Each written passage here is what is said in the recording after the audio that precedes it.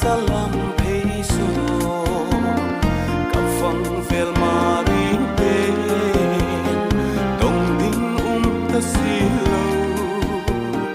tinarul lui haile nawang kan tul chai na sur thlang em changin ngai lai yesu no na kangai lim lai ni kim te an don changin câu kir no pe chang si zamul lim nung hai kha kop ten leng lai che na tu dang ai lo te in hallo te in e le ngai lai su su tu zo chuna mulan dang ta mul za puin ni dang sirna run sang kai le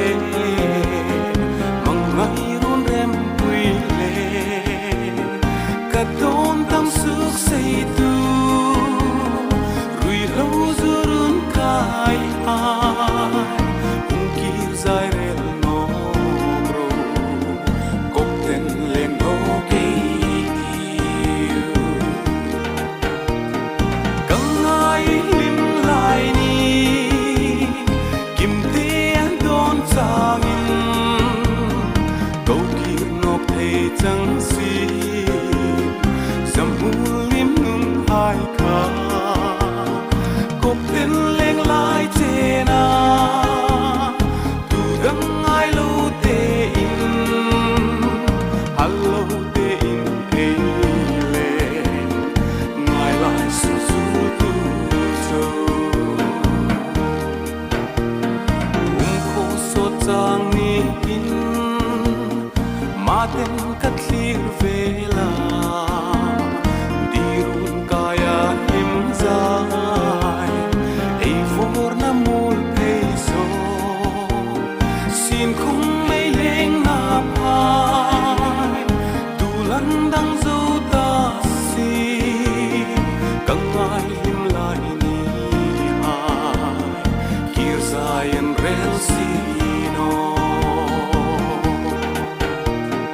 kangai lim lai ni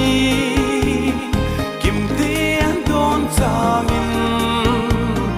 câu kir no pe chang si zamul lim nung hai kha kop ten leng lai che na tu dang ai lo te in hallo te in e le ngai lai su su tu zo o thei chang sin kim ten in le na wang khua chun sai hung re lin la tin thu lui hil za in per khung zai tin rem min sat mel tong no kin lam duai sam kim ve in lim ten pham sang de nin